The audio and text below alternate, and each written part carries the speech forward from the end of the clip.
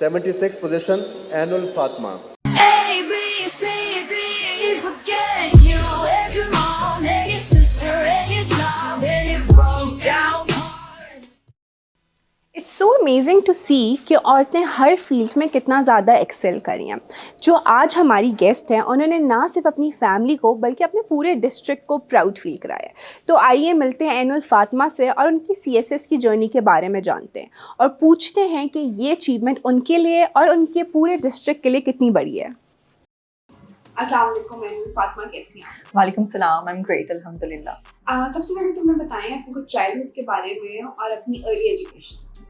All right. So my childhood was a very simple childhood, very traditional childhood, and basically we were 3 sisters. तो शुरू से ही जैसे लड़कियां होती हैं, we were kind of shy and बहुत ज़्यादा बाहर जाके खेलने का शौक़ नहीं था. घर के अंदर ही बस आपस में खेल लिया and then we used to go back to our studies. तो बेसिकली जो भी आपकी लीजर टाइम होता था वो सारे हम आपस में ही थोड़ा सा खेल के फिर then we used to get bore और फिर हम दोबारा किताबों में लग जाते थे. सो नेचुरली जो हमारी इंक्लिनेशन है वो पढ़ाई की तरफ डेवलप हो गई थी और उसमें भी जो नॉवेल्स या कोई भी चीज़ एक्स्ट्रा हमने पढ़ी तो वो हमें ज़्यादा इंजॉयबल लगती थी. और if I talk about my early education, so my schooling is from Fauji Foundation School and then I moved to college, Fauji Foundation Girls College, Rawalpindi. सारी मैंने एक ही इंस्टीट्यूट से कंप्लीट की and then I move for higher studies into Quaid Azam university, जहाँ से मैंने pharmacy की डिग्री हासिल की which is PharmD.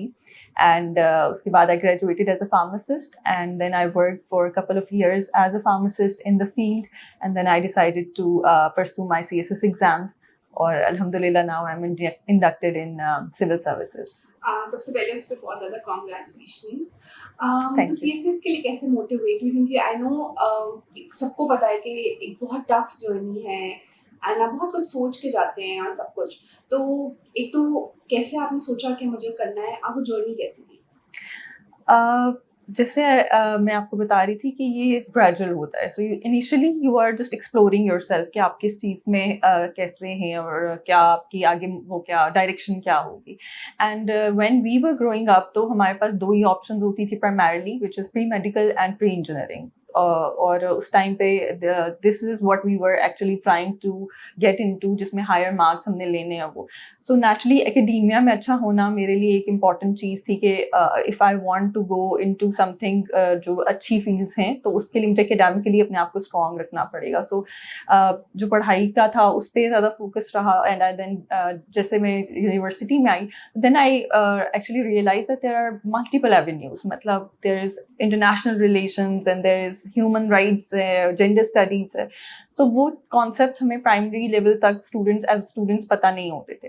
For me it was lucky that the time period of covid was a break in my academic and as well as career. So उसमें सब कुछ बंद हो चुका था एक तरह से और फुर्सत मुझे मिल गई. So then luckily I got to know कि अभी प्रिपरेशन का राइट टाइम है और मैं कर सकती हूँ. तो मैंने फिर CSS की प्रिपरेशन स्टार्ट. ये ट्रांजिशन फेज कैसा था कि आपने मेडिकल स्टडीज की और फिर CSS? ट्रांजिशन जो थी वो नॉलेज वाइज थोड़ी सी मेरे लिए नई थी, जिसकी वजह से मुझे थोड़ा सा टाइम लगा. बट जो आपके अंदर कैपेसिटी होती है आई थिंक वो मेरे अंदर बिल्ड थी, विच इज़ कि आपने ज़्यादा लॉन्ग आवर्स की स्टडी करनी है, आपने कॉन्सेप्चुअली चीज़ों को लेके चलना है और बहुत ज़्यादा प्रैक्टिस करनी है.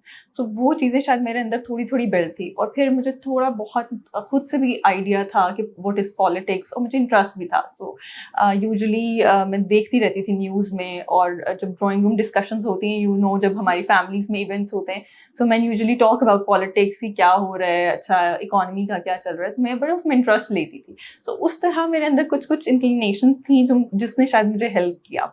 एंड दैट इज़ वाई मुझे ये प्रोसेस इंजॉयबल लगा. कुछ टाइम पहले भी आपने मुझे बताया कि आप अपने डिस्ट्रिक्ट में पहली हैं जिन्होंने CSS एग्जाम क्लियर किया है. तो ये बहुत एक ह्यूज अचीवमेंट है आपके लिए और आपकी फैमिली के लिए. तो how does that make you feel? I think I'm on cloud 9 after clearing this exam as well. और लेकिन जब मैं करी थी तो उस वक्त आपको ये नहीं होता कि whether you'll be the first one or not. I presumably district में शायद लोग हों, but in my hometown I think I'm the first woman. So उससे ये हुआ कि जैसे ही जब ये news break out हुई and I started getting calls, तो मुझे realize हुआ कि आपकी 25-30 years की life के अंदर you are probably a nobody, but one day you wake up and everyone knows you, so you feel on cloud 9. बहुत अच्छी फीलिंग तो अभी आगे क्या प्लान है, कौन सी ब्रांच की तरफ ऑप्ट किया है और कब से ज्वाइन करी है? So very soon my training will start inshallah in October 2024 and मेरी जो इंडक्शन है वो इनलैंड रेवेन्यू सर्विस में हुई है. तो अगर मैं आसान अल्फाज में बताऊं तो ये जो इदारा है, जो मेरा पेरेंट इंस्टीट्यूशन है, वो फेडरल बोर्ड ऑफ रेवेन्यू का है, जिसके बारे में सबने सुना होगा न्यूज़ में, FBR के बारे में. तो हमारा काम बेसिकली जो मेरी फर्स्ट पोस्टिंग होगी इंशाल्लाह वो as an assistant commissioner inland revenue service होगी. और हमारा काम ये होता है कि हम टैक्स कलेक्शन के उसको देख रहे होते हैं. सो टैक्स बेस को बढ़ाना और जो एरियर्स हैं, जो फाइन हैं या जो भी रेगुलेशन है रिलेटेड टू टैक्स, वो हम लोगों ने अपने रीजन के अंदर देखनी है. सो एक घर को चलाने के लिए जितने इंपॉर्टेंट फाइनेंसेस हैं उतने ही इंपॉर्टेंट एक मुल्क को चलाने के लिए फाइनेंसेस हैं. और वो फाइनेंस, जो मुल्क का पूरा जो पैसा है, वो आपकी FBR कलेक्ट करती है. सो हर बंदा, हम सब टैक्स देते हैं वेदर वी नो इट और नॉट. सो हम लोग डायरेक्ट टैक्सेस होते हैं जो प्रोग्रेसिव नेचर के होते हैं. यानी मैं खुद जाऊंगी and I will register myself as a taxpayer, और FBR जो है, आप जो मेरी साल की इनकम है उस पे से कुछ सर्टन परसेंटेज जो है वो रखेगा एज अ टैक्स. बट अगर डायरेक्ट टैक्सेस मैं खुद जाके नहीं लेती, then state imposes indirect taxes. जैसे हम लोग कोई भी चीज़ खरीदते हैं तो उस पर हम GST देते हैं, सेल्स टैक्स देते हैं. So we all are paying taxes, और उसकी एक सर्टन हर साल उसका एक सर्टन टारगेट होता है. जैसे लास्ट ईयर इसका 9.3 ट्रिलियन रुपीज़ का टारगेट था, विच FBR actually achieved. So it's a huge sum of money. I think बहुत ज़रूरी है कि हर बंदा अगर अपना रोल प्ले करे तो चीज़ें बहुत बेहतर होती हैं. Exactly. अच्छा, अगर हम बात करते हैं कुछ मिसकंसेप्शंस के बारे में, तो जिससे नॉर्मल लोग होते हैं उनकी बड़ी अपनी थॉट्स होती हैं कि CSS की पढ़ाई, SPS के एग्जाम्स ऐसे हैं. तो हम किसी उस बंदे से पूछ रहे हैं जिसने अभी रिसेंटली एग्जाम दिया है, तो कुछ हमें मेजर मिसकंसेप्शंस बताएं लोगों के कि एज स्टूडेंट लोग आपको कहते होंगे बहुत सही बात है. So misconceptions are there, और वो आपकी I think related to the exam and related to the whole civil services भी हैं. सिविल सर्विसेज को ज्वाइन करने का मोटिव अगर सिर्फ आपका ये हो कि you know you will get a certain Prestige in the society, या फिर बहुत ज़्यादा पावर है सिविल सर्विसेज के पास या किसी भी फील्ड के अंदर, so I think that is one misconception जो कि हमारी सोसाइटी में बहुत प्रिवेलेंट है कि आपके पास सर्टेनली पावर तो आती है, लेकिन वो पावर आपको जो दी जाती है वो बड़े लीगल पैरामीटर्स के अंदर रह के इस्तेमाल की जाती है. इसको कहते हैं रैशनल लीगल अथॉरिटी. अपनी मर्जी से, अपनी ख्वाहिश के मुताबिक कोई एक्शन परफॉर्म नहीं कर सकता.